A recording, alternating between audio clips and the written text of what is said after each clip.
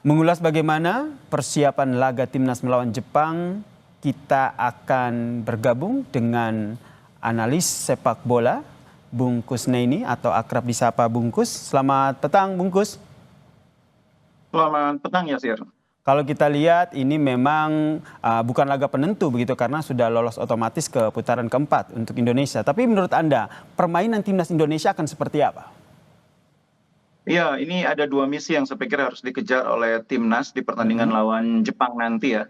Yang pertama misi adalah mempertahankan level performa yang sudah terbentuk dalam dua laga terakhir.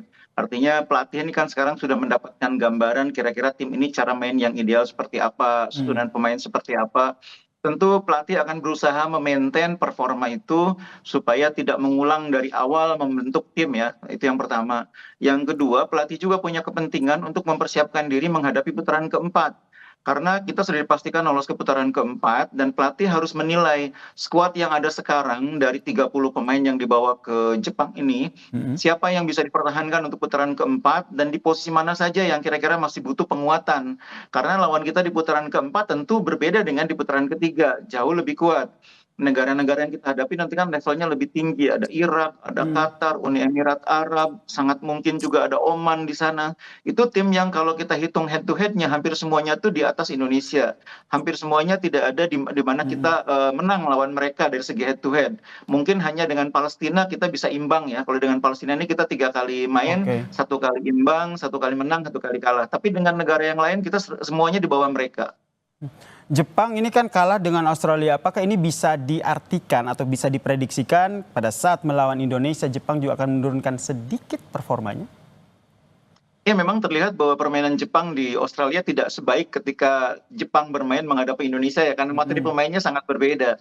Tidak ada nama-nama seperti Minamino dan lain sebagainya ya. Bahkan pemain senior yang dibawa ke Australia seperti Wataru Endo atau Kubo juga tidak dimainkan sejak awal. Kubo baru masuk di babak kedua. Jadi Jepang memang sengaja menyiapkan pertandingan melawan Australia dan kemungkinan juga lawan Indonesia sebagai kesempatan untuk mengukur skuad. Apakah di Piala Dunia nanti pemain-pemain yang ada sekarang ada yang masih bisa dipertahankan atau ada yang harus diganti dengan yang lebih baik. Itu sama dengan tujuan kita di pertandingan lawan Jepang besok untuk mengukur persiapan ke putaran keempat. Kalau Jepang mikirnya untuk persiapan ke Piala Dunia. Jadi memang lawan Indonesia nanti nama-nama yang saya bilang tadi Kubo, Endo mungkin tidak diturunkan juga sejak awal. Tapi masih ada beberapa pemain yang sangat baik ya, yang saya pikir tetap menjadi pemain-pemain yang berbahaya karena pemain pelapis Jepang ini rata-rata juga banyak yang main di luar. Ada yang di Sparta Rotterdam, ada yang di Next Nijmegen, ada yang bermain di Jerman juga. Banyak rata-rata bermain di Eropa dan ini tentu menjadi tantangan tersendiri bagi kita. Meskipun lapis kedua tapi tidak bisa dianggap remeh begitu, apalagi pertandingan sebelumnya kita kalah telak gitu 0-4. Tadi Anda menyebutkan bahwa ini bisa dijadikan sebagai suatu permainan untuk mempersiapkan di putaran keempat begitu. Nah, menurut Anda sendiri apakah strategi Patrick Kluivert ini juga akan menurunkan seperti Martin Pas dan juga Marcelino yang sebelumnya memang mereka tidak main saat laga melawan pertandingan sebelumnya?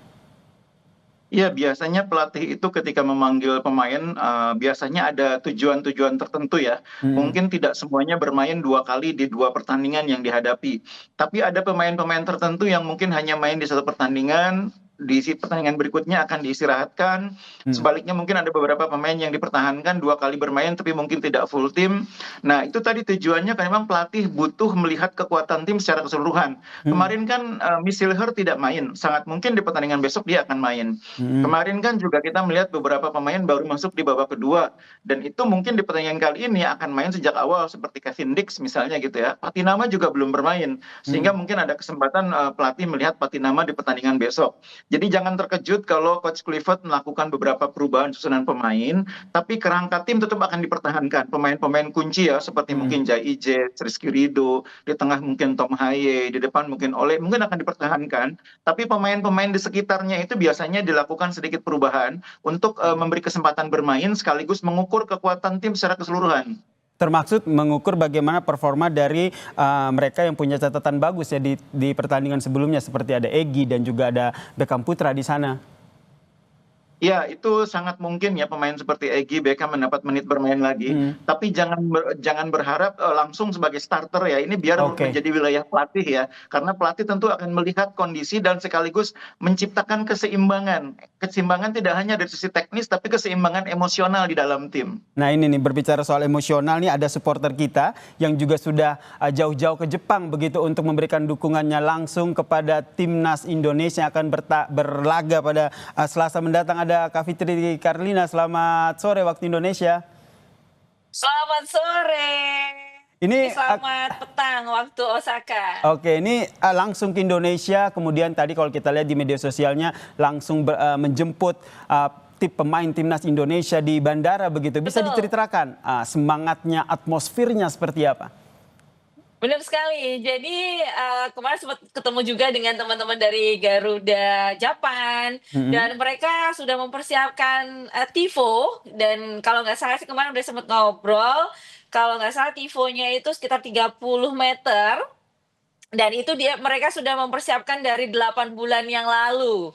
Nah, ini kan berarti, apresiasi dan semangat para supporter di sini sudah luar biasa banget, Mas. Dan juga Mhm. tiket itu juga udah habis, udah sold out, udah ludes, palingan kalau memang ada, itu ada beberapa mungkin yang cancel dan itu pun udah second hand. Tapi Mhm. kalau untuk yang langsung beli, itu semuanya sudah diborong oleh para supporter, Garuda Japan semua yang ada di Jepang, dan Mhm. Jepang itu kan luas ya, nggak cuma yang di Osaka. Kemarin ada yang datang dari Tokyo, ada yang datang dari Nagoya, Kyoto, Oita, jauh-jauh bahkan datang Mhm. dan bahkan yang dari Jakarta, termasuk saya. Kalau Dan juga berbicara teman-teman soal yang lain. kalau supporter untuk Indonesia kuotanya berapa, Mbak? Kemarin sih aku nggak sempet ngobrol ada berapa kuota, tapi Mhm. sih, Tribun Selatan itu akan full semuanya dengan, supporter, Garuda Japan. Mhm. Luar biasa ini Garuda Japan nih. Koordinasinya akan seperti apa nih dengan teman-teman Garuda Japan? Karena kan ada juga nih supporter dari Indonesia yang juga ke sana termasuk Mbak Fitri dan juga rekan-rekan. Iya, alhamdulillah teman-teman dari Garuda Japan sangat mengakomodir ya, dan Mhm. apalagi kalau kita sudah tergabung dalam member Garuda, baik itu Mhm. Garuda seluruh dunia bahkan, Mhm. atau member dari Garuda Timur Tengah ya. Jadi mereka sudah komunikasi dengan teman-teman Garuda di Australia juga, Mhm. kemudian Garuda yang ada di Timur Tengah, ada Bahrain, ada Qatar, ada Saudi. Mereka yang mau away ke Jepang itu sangat diakomodir banget kayak gitu. Bahkan teman-teman yang di Indonesia pun sangat-sangat diakomodir untuk masalah pembelian tiket seperti itu. Karena kan di sini pembelian tiketnya itu agak susah ya Mas ya, harus Mhm. punya Japan ID, kemudian harus punya nomor telepon Jepang dan pakai bahasa Jepang juga. Itu sangat-sangat sulit sih untuk mendapatkan tiketnya. Tapi alhamdulillah semuanya diakomodir, Mhm. komunikasi dengan teman-teman Garuda Japan pun juga alhamdulillah baik dan kita kan punya grup juga dari situ bisa, komunikasi dan rencananya besok itu kita jam 3 sore kita Mhm. akan berkumpul dulu di depan Stadium Mhm. Suita untuk kita, mengadakan long march. Oke, long march gitu ya. Iya, Ini seru sekali nih. mhm. Kalau kita lihat tadi kan timnas Jepang latihan, kemudian disaksikan langsung oleh supporternya nih. Kalau timnas Indonesia sendiri ada rencana seperti itu nggak? Nah, ini yang aku juga belum tahu secara mendetail Heeh. gitu. Cuma memang ada beberapa teman yang mungkin, akan datang ke sana, Mhm. seperti itu. Tadi udah, koordinasi juga dengan teman-teman, supporter, "Ya nanti kita, akan usahakan banget untuk datang ke sana." Tapi memang kalau aku sendiri memang biasanya untuk laga latihan, laga-laga yang lebih private lah gitu, yang mereka butuh Mhm. fokus tuh biasanya aku nggak pernah ikut, gitu. Karena aku biasanya gimana ya, mungkin karena wong wedok keibuan gitu loh, jadi kayak nggak tega Yang jelas kan Mbak melihat Fitri kan sudah anak-anaknya bertemu langsung berjuang begitu ya gitu. dengan sejumlah pemain timnas pada saat menyambut mereka di bandara begitu. Iya, jadi, aku hanya menyempatkan waktu kemarin untuk Mhm. menyambut awal gitu ya, dan itu pun aku dari kejauhan aja, nggak berani langsung deket-deket karena kita tahu semuanya, para penggawa timnas kita ini kan habis berjuang di GBK dan Mhm. mereka benar-benar mati-matian banget sampai akhirnya mengunci lolos round 4, seperti itu. Jadi untuk datang ke Osaka ini pastinya mereka udah dalam kondisi yang cukup lelah, apalagi perjalanan sekitar 7 sampai 8 jam. Mhm. Kemudian mereka tentu harus menyapa para supporter, itu sebenarnya sangat melelahkan banget untuk para pemain. Baik, Tapi, ini jadi salah satu apa? catatan ya bagaimana menjaga kondisi fisik mereka, tapi ada support emosional, support mental yang juga diberikan oleh supporter timnas yang ada di Jepang. Ini yang ingin saya tanyakan juga nih kepada Bungkus, seperti apa nih ya kesiapan fisik, apalagi ini kemudian kesiapan dari mental, karena ini laga tandang begitu di Jepang. Tapi jangan dijawab dulu ya Bungkus dan juga Mbak Fitri, kita akan perbincangkan lagi usai jeda, tetaplah bersama kami di Kompas Petang.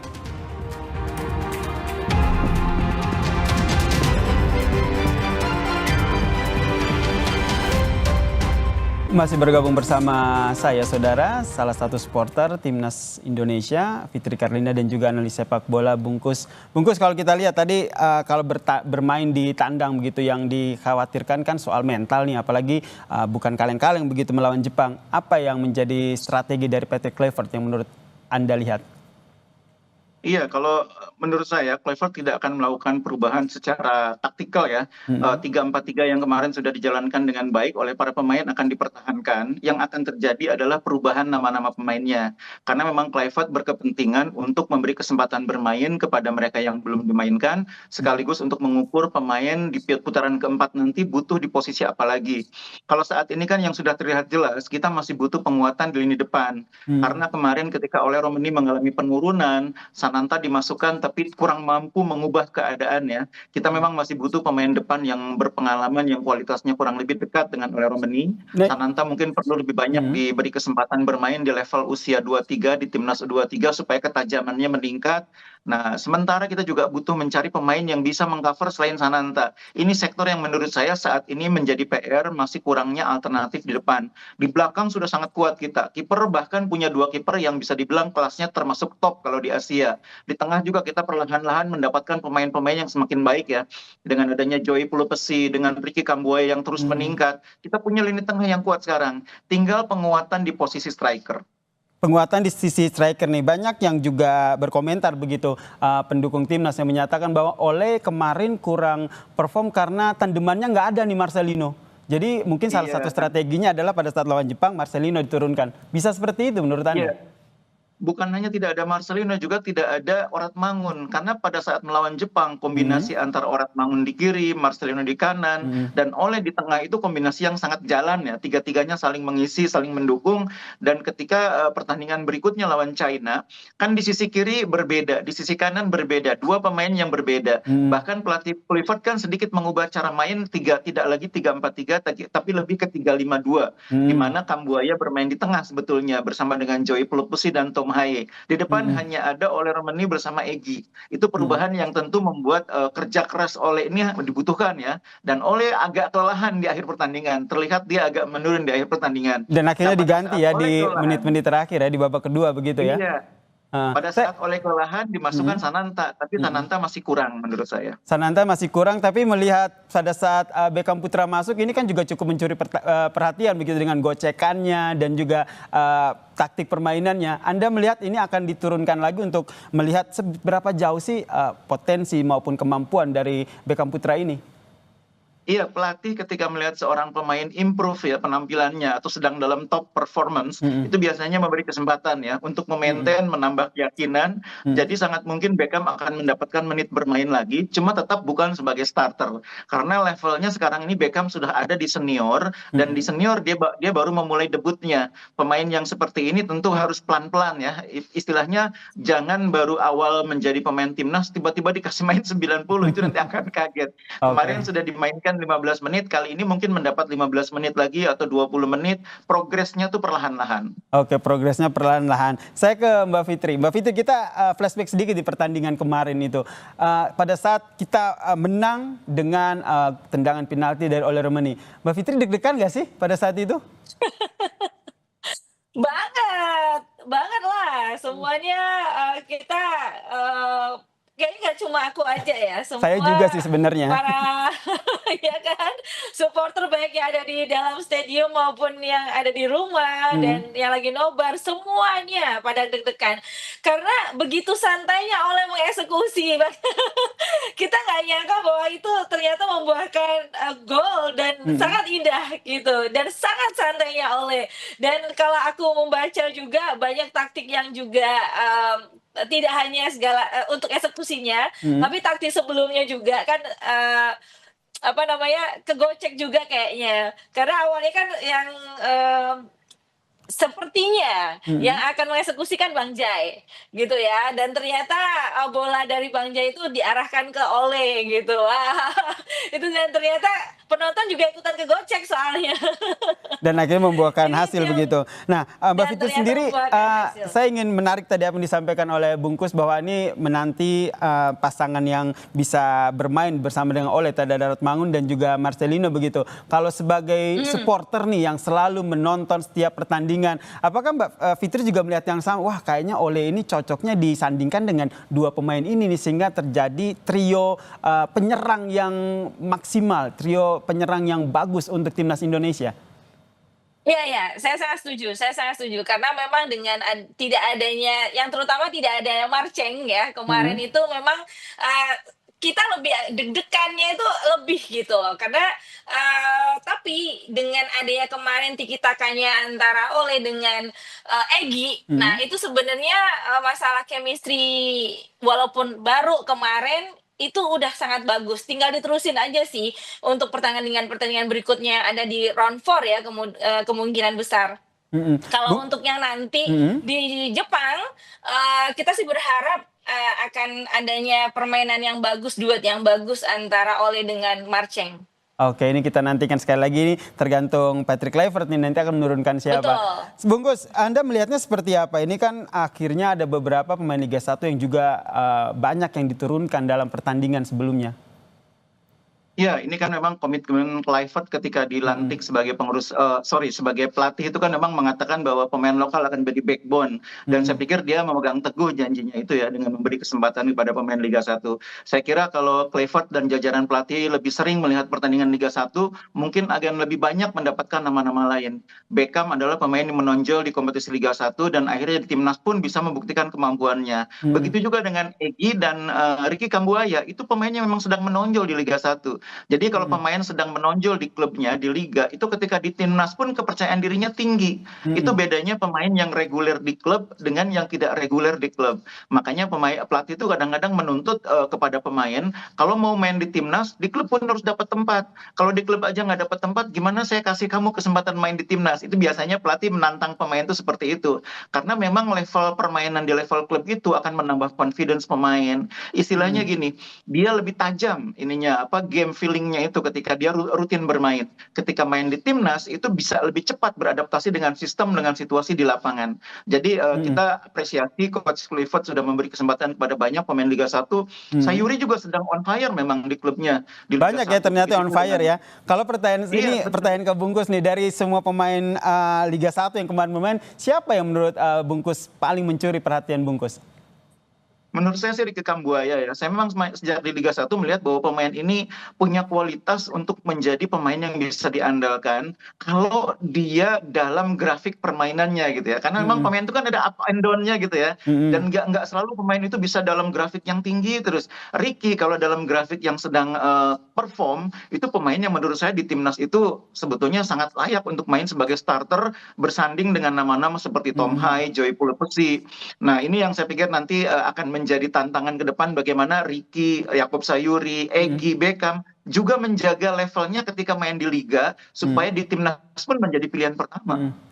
Oke, tadi kita berbicara catatan soal lini serang, lini depan begitu. Kita ke belakang nih, pertahanan. Di situ ada kemarin kalau kita lihat meskipun Arten pas tidak bermain, tapi Emil Ledero membuktikan bahwa dia bisa menjaga gawang timnas dengan baik. Strategi Patrick Kluivert akan seperti apa pada saat melawan Jepang? biasanya memang pelatih itu kalau sudah melihat kiper dalam kondisi yang bagus, itu Mhm, mencoba mempertahankan gitu ya. Apalagi Emil ini kan baru sekali main, mungkin pelatih akan mencoba memberi kesempatan lagi, apakah mhm, dia bisa menjaga konsistensi. Karena kalau Emil bisa perform stabil, kemudian kita mhm, juga masih punya Martin, itu buat pelatih keuntungan.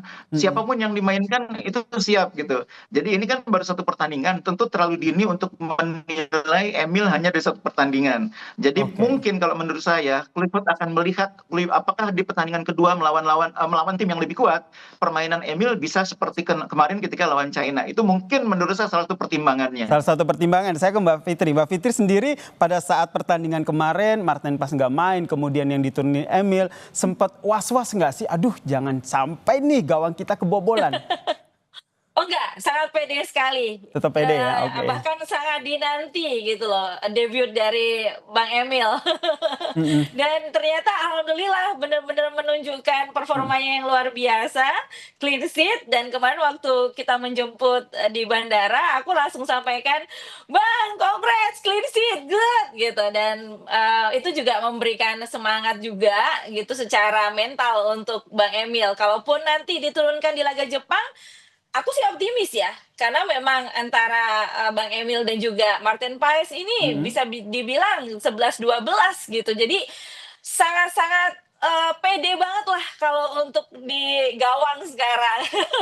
Jadi kalau nggak ada Sama-sama Martin Paes, kita temboknya. masih punya Emil begitu ya, untuk menjaga Iya gawang timnas dong, Indonesia. Nah sedikit nih Mbak Fitri bener. terakhir, tadi kan katanya udah menyiapkan tifo, kemudian ada kejutan. Bisa di-spill nggak kira-kira kejutannya apa nih dari Garuda Japan pada saat pertandingan nanti? Iya, semalam juga aku udah ngorek-ngorek informasi kan gitu, Mhm, sama ketua Garuda Japannya gitu. "Iya Mbak, nanti bakal ada, tifo yang sepanjang dan selebar 30 meter dan nanti, salah satunya yang Mbak Fitri duduk di bangkunya itu Mbak mhm. Fitri juga ikutan koreonya," gitu. Wah, sesemangat itu. Cuma kan aku nanya, "Tifonya apa?" Mereka masih merahasiakan, karena Oke. biasanya Mhm. dari para supporter itu selalu merahasiakan karena ingin memberikan surprise di saat lagi live. Oke, memberikan Baru surprise nanti dan tentu akan saja menjadi mhm. pembicaraan setelahnya. Nah ini akan menjadi surprise dan tentu saja kita harap menjadi semangat tersendiri ya Betul. untuk timnas Indonesia yang nanti akan berlaga melawan Jepang. Kita berharap pasti aku yakin Bungkus dan juga Mbak Fitri ingin timnas Indonesia bisa menampilkan terbaik dan juga bisa menang melawan Jepang ya. Ini harapan kita bersama. Amin. Terima kasih Fitri Karlina, supporter timnas Indonesia dan juga Bungkus Naini, analis sepak bola telah bergabung bersama kami di Kompas Petang. Salam sehat semuanya.